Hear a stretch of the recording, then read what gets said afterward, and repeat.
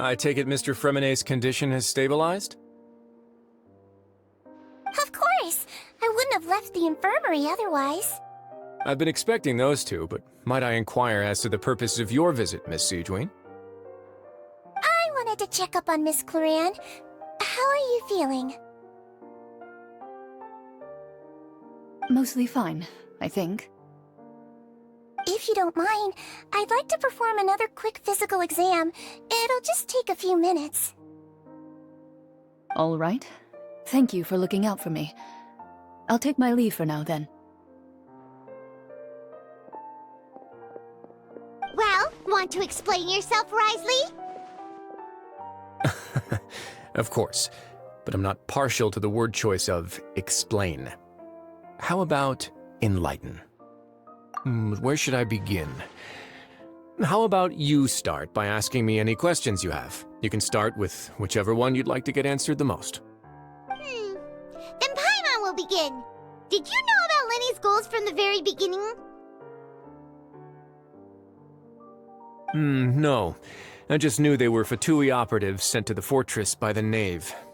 As for their specific goals, I only figured those out as you made progress on your investigation. You managed to monitor and stay ahead of them even though you didn't know what they were trying to do? They came here with ulterior motives. I'm quite adept at discerning what that kind of behavior signals. Initially, I thought their goal was just to investigate Child's disappearance. Linny suggested that I had deliberately let him escape, but in truth, I didn't really do anything special to help or hinder him while he was here. Everything he did, from finding helpers to leaving this place, he did on his own. Of course, it's inevitable that the Knave would make a big deal out of her fellow Harbinger's unexplained disappearance. I'm also quite curious about where that Harbinger went, so I figured I might as well let the Fatui do their own investigative work. All I care about is the answer. So you were hoping Lenny's group would just do your work for you! You make it sound like that's a bad thing. Unfortunately, things didn't go as planned. I assume that Fremonet has told you already, the ratio of primordial seawater around the fortress of Meripede is on the rise. The Forbidden Zone has always been Linny's target, and you got roped into that investigation after running into him. I began to intervene out of concern for your safety, and also to prevent the fortress from becoming entangled in more irksome matters. Are the rumors true? That you're also a former criminal? Now, why would you put it like that? Isn't staying here all day and serving as the manager of the fortress a kind of sentence unto itself? Another form of prison? I just happen to have some support from the rest of the inmates, that's all. Oh, right!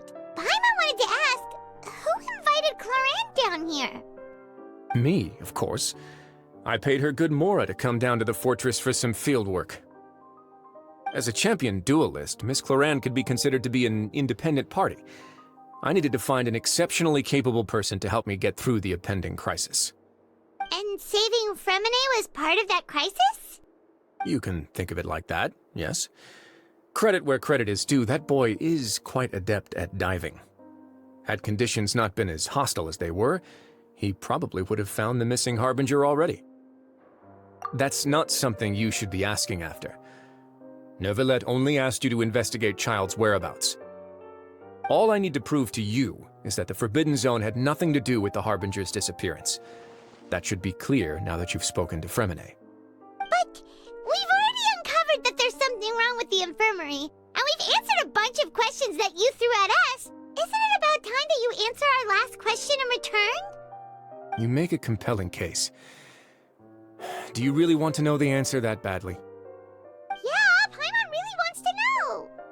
Even if the truth may not be pleasant? Follow me.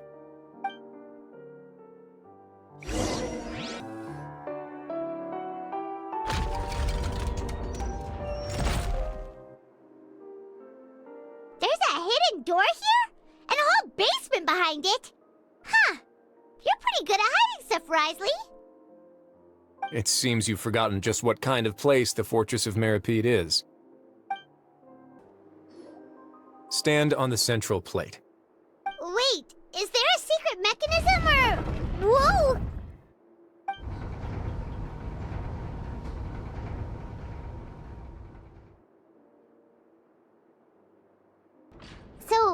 this is the Forbidden Zone? Honestly, for a place so well hidden, Paimon sure doesn't see anything special. What a huge door! There are 3 such isolation gates in total. Generally speaking, I'm the only one who's allowed to go inside. Hence the name Forbidden Zone. Am I correct to assume you're going to run on back and tell your little Fatui friends everything? Well, Paimon wasn't thinking of keeping anything from them. Well, I'd advise you wait until you've seen the whole truth of this place for yourself before deciding whether or not to tell them.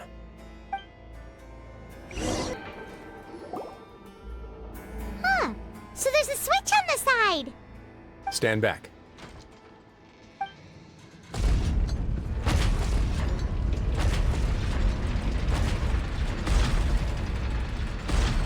Whoa! They all just went up one by one! Go on, have a look.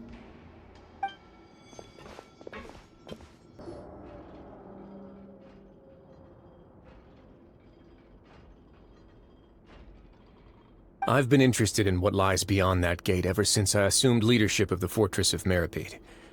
Of course, it would be unwise to recklessly open it, but it'd also be risky and negligent to simply ignore any potential danger that could be behind it. The readings on that dashboard have not budged since the day when I first laid eyes on this place. But over the past year, the needle has crept upwards from its original position, likely because some parameter it's been tracking has changed, if only infinitesimally. Normally, I would have ignored it, but I happened to have some free time when I noticed it, so I investigated. Any guesses what the reading could be tracking? Very reasonable guesses. I've considered both of those as well. Unfortunately, our dashboard is tracking something less ordinary. The temperature should vary with weather and climate changes, so for something that rarely shifts, the water pressure is more likely. We ran a few tests to increase the pressure from the outside, but the readings didn't change at all. Later on, a few more possibilities occurred to me, such as a potential connection with the primordial sea. I began to make a few preparations based on that hypothesis. Over the past few days, the needle has moved again. With that, and the symptoms that Fremine displayed after leaving the fortress, I can now confidently conclude that the readings represent the concentration of primordial seawater in the seawater nearby. The concentration of primordial seawater? But we're already under the sea! And that is precisely the problem. We're at the bottom of the sea, and now we're surrounded by toxic seawater. Somehow, primordial seawater got mixed in, and the concentration is steadily rising. Yes, that's very likely. But forget about the two of us! Not even Novelette knows where the primordial sea could be, much less where we could find and plug a leak. Oh. Oh! Seems like you've figured it out. I believe the primordial sea lies directly beneath this sluice gate. For some reason, the primordial seawater levels have risen significantly, and it's now very close to us. The indicators are now red. Although the gate still stands, some primordial seawater has already leaked out and mixed into the sea around us. If this continues, soon it will no longer be able to hold back the primordial sea at all. Yeah, you know what the legends say.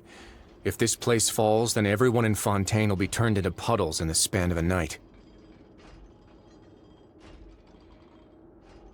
But that's just too weird! Why would the Fortress of Meripede be built right above a sluice gate for the primordial sea? Who built this place anyway? Your expression tells me you think this might be part of a vast, complicated conspiracy. To be honest, you might find the actual answer may be exceedingly boring. It's just that the secret of the Forbidden Zone had been long forgotten by the nation before I rediscovered it with my research. There's no single founder of the Fortress of Meripede in any traditional sense. What we know about its history has been left to us by the people who used to live here. When the previous Hydro Archon, Egeria, ruled the land, all convicted criminals from Fontaine were exiled. The people drove the criminals away like a wolf pack chasing away the banished. The criminals received no sympathy of any kind from the people. They were exiled to the desolate seaside, where they experienced only pain, struggle, and the bone-chilling cold.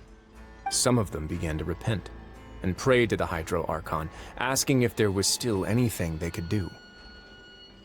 The Hydro Archon took pity on them and said, "You may go guard my secret, deep underneath the waves." And so, leaning on the power of the Hydro Archon, they gathered underneath the sea and began to build a fortress. They became a community down there in the deeps, and over the years helped it to grow. As the number of exiles increased, more and more people joined the community. When the first group of exiles died, they left the yet unfinished fortress to their successors. The Hydro Archon continued to lend her support, allowing the fortress and what it stood for to continue growing ever larger. Before long, this dark underwater fortress became the sinner's only home. And with that, the people here stopped referring to the fortress as a prison. They saw themselves as repenting sinners who would regain their freedom once they had sufficiently redeemed themselves. But as time went on, people also realized that the fortress was a lonely place. Once they had gotten used to life here, they could no longer feel comfortable living in the overworld. Once they had finished serving their sentences, some people left and some others chose to stay. They'd find some idle position and let their withered souls fade away with the ancient secrets of the past. After many, many centuries, few people still remember the reason for the fortress's founding. Now they just see it as an integral pillar of Fontanian society, as the place where criminals deserve to be sent. Now and again, researchers manage to break one law or another and live out their days in the fortress. I learned all this from an elderly historian. Everyone else just thought he'd made it all up. But now you know every part of that history is true. Indeed. It's just as the prophecy says. If this gate fails, then everyone will be dissolved into the sea. To be frank, not really. But sadly, that hasn't stopped this prophecy from proving all too accurate. Prophecies are troublesome things. Just hearing one will create the first wave of panic. Seeing signs of it will bring about the second, and actually witnessing it in real time, the third. Let's go somewhere else. I want to show you something. This is it. Your Grace, perfect timing. The results from our last round of experiments have... Wait, Jurier, he's not alone! Huh? Lorvine and Jurier? No need to panic, you two. I've already told them about our plan. What? After you warned us not to tell a single soul about any of this? I'm skeptical as well. Are you sure they are trustworthy? The results speak for themselves, don't they? These two may already know more than you could ever imagine. All right then, if Your Grace insists. They seem harmless enough, so I'll trust them for now. Well, how about some reintroductions? This is Jurier, one of the highest-ranked researchers from the Fontaine Research Institute. He used to work under Edwin. I trust that you've heard of Edwin? Good. Saves me a bit of time explaining. Edwin's main areas of research were archaeum and gravimeters. As his assistant, Jurier is quite familiar with them as well. I hired him to be my technical consultant. You want to blow up the fortress of Meripede? Ah, what a lovely idea. I'm already imagining it in my head. Gotta admit, I'm tempted as well. Guys, focus! Focus! That taskmaster over there is Miss Lorvine, and is also one of my technical consultants. While Jurier used to be Edwin's assistant, she used to be Jurier's assistant. Ooh, are they together? See, everyone keeps asking this question. Are you too sure you're not a couple and just using your work as a convenient cover? Your Grace, I am not in a relationship with this man. If I dated her, I'd officially be madder than Edwin.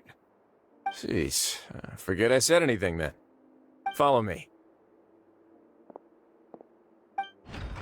Whoa, there's another door that goes right up. Your constant amazement makes it seem like the fortress can do anything. But Paimon really thinks everything's super cool.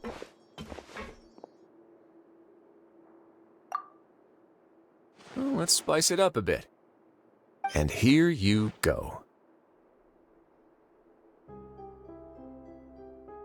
What a huge ship?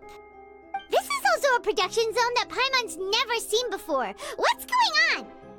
How much do you know about Fontanian history? Not much at all. Well, then maybe you haven't heard the story of ancient Lemuria. To give you a quick rundown, Fontaine used to be ruled by the Lemurian dynasty. According to legend, the Lemurian king Remus came to this land after being inspired by divine revelation and found the seer Sibila, who had taken on the form of a golden bee. Taking the golden bee with him and riding on a huge ship, the Fortuna, he created his nation above the surging waves. He called his nation Lemuria and used the Fortuna to incessantly search for new tribes and islands, calling on them to join his empire. There's a ship in this story too? Where there's water, there'll be ships. People believe that hope can always be found at the end of a voyage. Do you believe that too? To a point, I think. As you've already seen, I have a whole factory's worth of labor, materials, and technology at my disposal. Certainly can't hurt to give it a try. So the moment I began to speculate that the primordial sea might lie underneath the gate, I also began this project. Were you inspired by the legendary Fortuna? Maybe. Fontanians need something to hold on to cope with the impending disaster. Were the workers to find out the truth behind this ship, riots would destroy the fortress faster than any catastrophe. As the fortress's administrator, I'd never make such a reckless call. All right, that's enough talking for now. I'll need another 3 cups of tea to soothe my throat. Do you have any other questions? Seems like you're good. Come on, I'll take you back. I'll leave you here for now. Oh, thank you so much. No worries. But don't forget, it's up to you whether or not you want to share what you just saw. What you do from here on out will likely affect those 3 as well.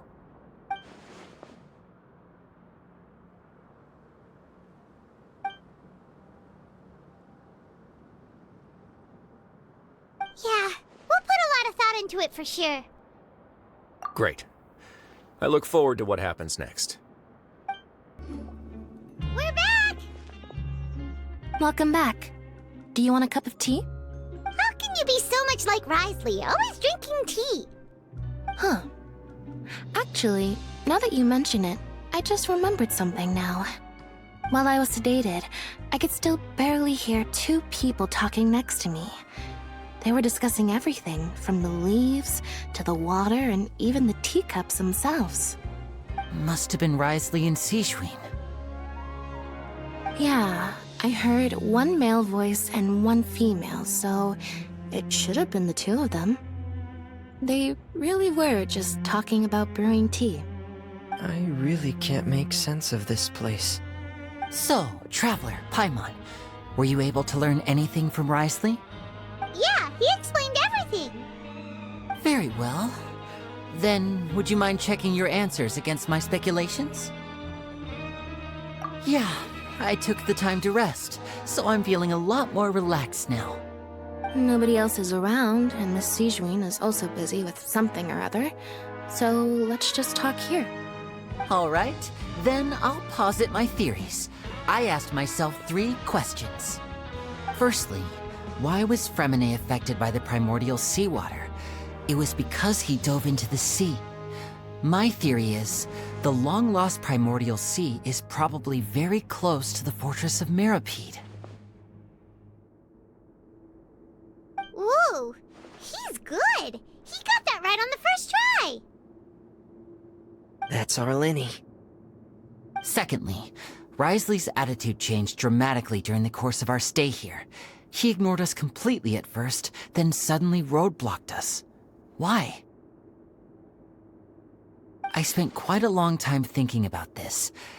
If he has been monitoring the Fatui since the very beginning, he probably ignored us at first because he was hoping we could find Master Child for him. What's more, The Fortress of Meripede is not part of Fontaine's court system, nor does it report to Udex Nervulet. Wriothesley is basically the king of a no-man's land. As long as the fortress doesn't do anything about Master Child's disappearance, Father can use it to pressure the Fontaine authorities. And while the two factions are pitted against each other, Wriothesley will be free to move between the parties of interest. If I had to guess, he probably has something that he's working on himself. It's likely related to the secret of the infirmary, but I just can't think of what it could be. You're super smart! Thanks so much.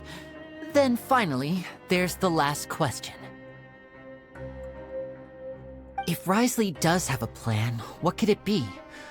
All I know for now is that his plan probably has something to do with the changing nature of the seawater. He's even gotten Cloran to help him out. That can't be the full extent of what he's doing. There's probably a secret passageway behind the block in the infirmary, and there's something big in the fortress that most people here never get to see. He has a bargaining chip, and it could be important enough for Father to deal with him directly. I don't have enough information, so I have no idea what his chip might be. But let me guess. You have the last piece of the puzzle.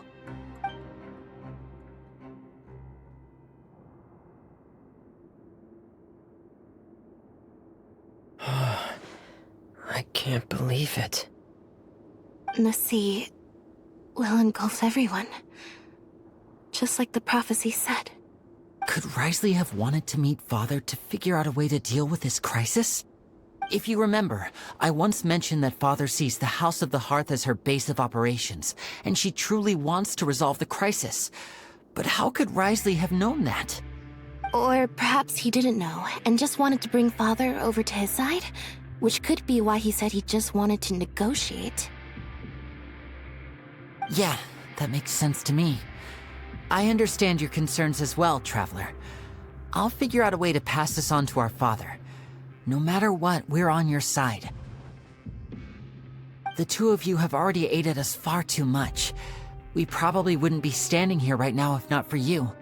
If you ever need anything else going forward, please come to the House of the Hearth at any time. Though you may not share the sentiment, after all that we've gone through together, the three of us basically see you as family now. You have my gratitude. Thank you for protecting Linny when it really mattered. And thank you for sharing the secrets of the fortress with us. We didn't think you were going to do it. Why are you being so formal all of a sudden? Given your strength, you might not need our help at all. But if you are ever in danger, we will try our best to protect you. Aw, the sound of that makes Paimon feel all warm and safe inside.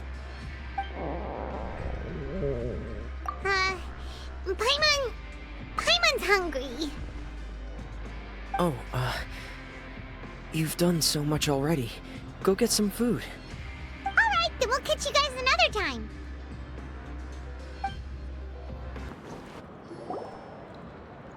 It's time for dinner. Welfare meals now being served in the coupon cafeteria. Come on, let's go pick up ours as well. Traveler and Paimon, over here. Are you here for dinner too, Miss Sijwin? And I'm taking the opportunity to prepare Miss Cloran's dinner as well. Huh. You're right. She's actually sitting in the fortress cafeteria. What would you like to eat? Yep, you can. I've already talked to our chef, Mr. Wolsey. It's all on me today, so you can get whatever you'd like. Me too! Don't forget Paimon! No problem. Just leave it to me.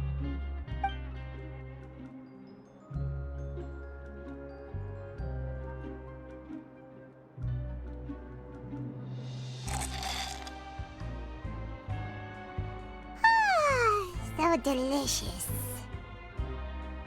Is this how it feels to be freeloaders? Wait a second, we did do plenty of work after all. Feeling full yet? How's the food? Delicious! I'm so glad to see you all so happy, Oh, see, the expression on your face just now? The muscle here just moved, which suggests that you're feeling quite relaxed at the moment. Sijwin, do you do this to help your patients or to better understand human beings? A bit of both, I suppose. I'm a Melazine, which means I'm very different from human beings. I must know what you're thinking if I want to take good care of you. You're really good at taking care of people. Even though you're so short, you still talk and act like an older sister. Really? You're reminded of an older sister? That's great to hear. Oh, and what did you mean back in Risley's office? When you said that you were protecting Linny and his siblings as well? Oh, that. I just asked His Grace to look out for those children, especially that diver boy. I was getting a bit worried after hearing that something was wrong with the water. Thankfully, Glorand is very strong and managed to save him in the nick of time. His Grace also sealed the pipes after Glorand left, to make sure that Linny wouldn't impulsively chase after his brother. Although the path was blocked, we still stationed some guards there to stop anyone from approaching. They were instructed to only open the door once Miss Glorand had returned. Oh, and I was keeping an eye on Mr. Linny as well. We had to press him, but we couldn't allow him to be in any real danger. You were all super considerate and really thought everything through. It's just what we do down here at the fortress. At least this has been His Grace's style for as long as he's been the leader. Oh, I really wish Monsieur Nervula would come down here more often too. I feel like he'd like it here, with all the darkness and chaos.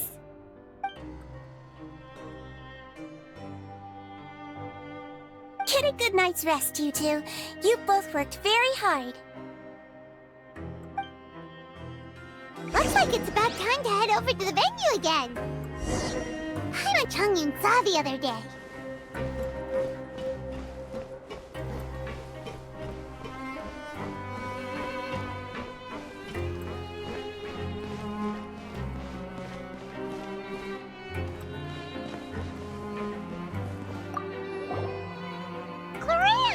Ah, it's you. How's dinner?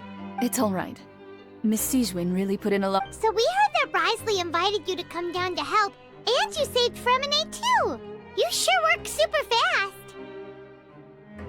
Oh, it was Still, Paimon didn't know even champion duelists could take on side jobs. Oh, and why aren't you eating with Sijwin and the Duke?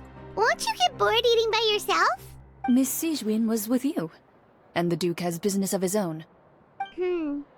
Actually, didn't Navia say that you went out for dinner with her as well? Yeah. First time in a long time. First time in a long time? So you mean you've gone out to dinner with her in the past? In the past.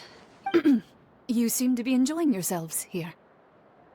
Things will be getting messy at the fortress soon. Don't run around unnecessarily. So much has happened. Paimon just feels absolutely exhausted now that she's finally relaxed. Paimon's super sleepy. Are you sleepy too?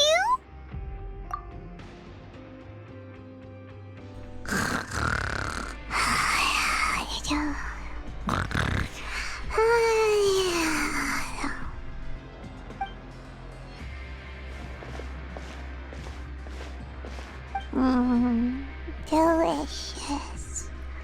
Paimon wants seconds for free.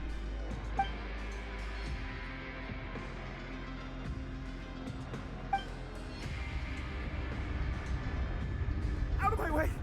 Get out of my way! What happened? Why is everyone running? No idea, but something must have happened. Stop asking!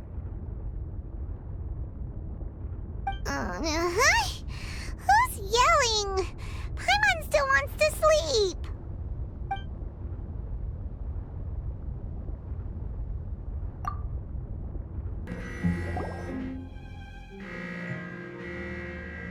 What happened? Why is everyone running around? Hey, what are you doing? No time to explain, mate. Goodbye. Hey, wait! people. They won't even talk to us. They're here! There you are! Oh, thank goodness! Quisto and Lavaroon, do you know what happened here? We came here especially to inform you. Something seems to have gone terribly wrong just now.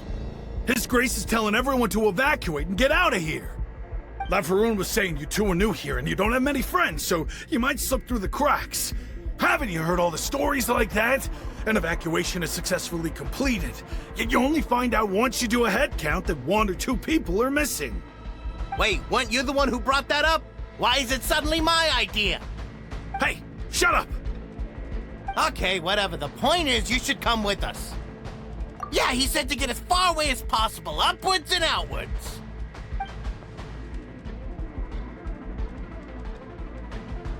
Oh no, it can't be that thing! Whoa, wait, what? What? Hey, where are you going?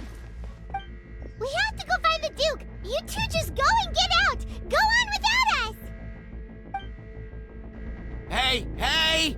Be careful! Attention! Please evacuate upwards and outwards, upwards and outwards. If you're already at the topmost layer, then try to move as far outwards as possible.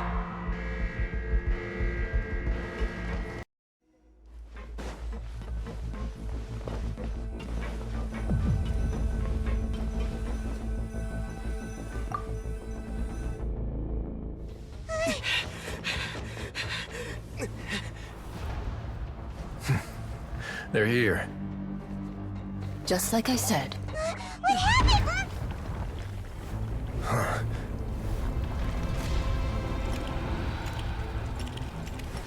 You're just in time. But be ready to run.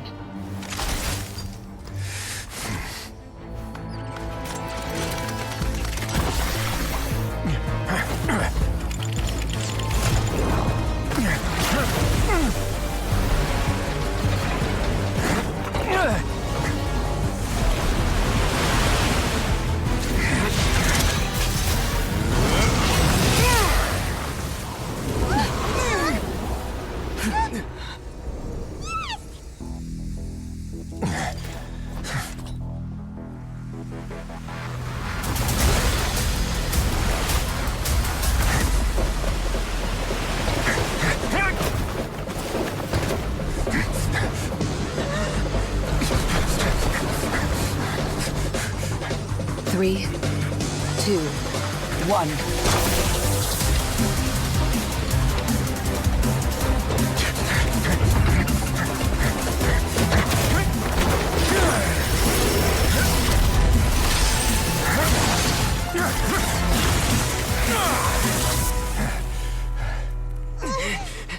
This won't hold it for long. Find Neuvillette. Tell him the defenses are about to collapse. Then what will happen to you? Until he arrives, we're the last line of defense.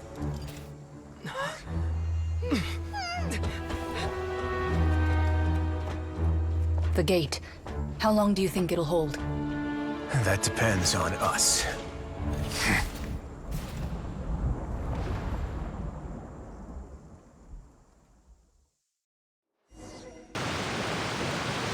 Neuvillette, why are you here? Traveler, I need you to head to the Opera House immediately.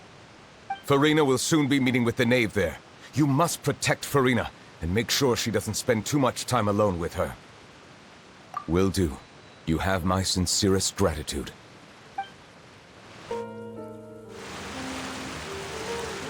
Look, there are a ton of Fatui and Palais Mermonia people over there. The Knave is probably here already. We need to hurry. Are you two the Traveler in Paimon? Monsieur Neuvillette has left instructions. Please follow me.